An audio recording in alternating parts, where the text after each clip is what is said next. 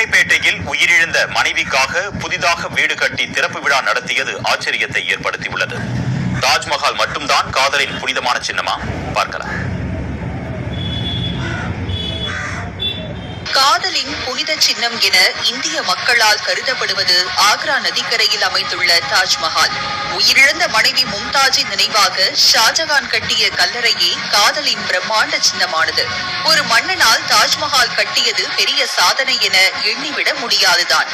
ஆனால் ராணிப்பேட்டையை சேர்ந்த building contractor தனது காதல் ராணி நினைவாக பிரம்மாண்ட நினைவாலயத்தை கட்டி திரும்பும் இடமெல்லாம் மனைவியின் புகைப்படங்களை வைத்து கோயில் அமைத்திருக்கிறார் என்றால் மனைவி மீது அவர் வைத்த அன்புக்கு விளக்கம் சொல்ல வேண்டுமா?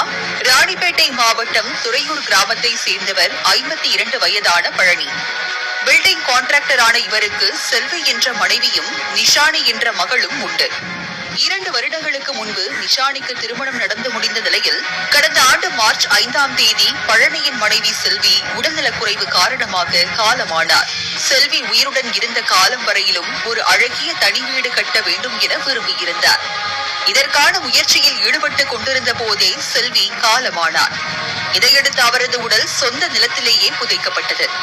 மனைவியின் ஆசையை நிறைவேற்றும் விதமாக பழனி தனது சொந்த நிலத்திலேயே சமாதியுடன் கூடிய வீடு கட்டினார்.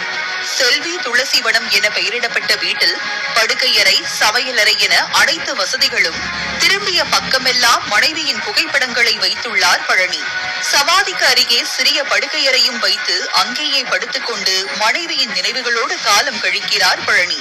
இப்போதைய காலத்தில் சிறு பிரச்சனைகளையும் பெரிதாக எண்ணி விவாகரத்து செய்துவிட்டு ஆளுக்கொரு பக்கம் செல்பவர்கள் மத்தியில் மனைவி இறந்தாலும் அவரது நினைவில் வாழும் பழனி தம்பதிகளுக்கெல்லாம் ஒரு ஆச்சரியம். வெயிலை தணிப்பதற்காக வீடுதோறும்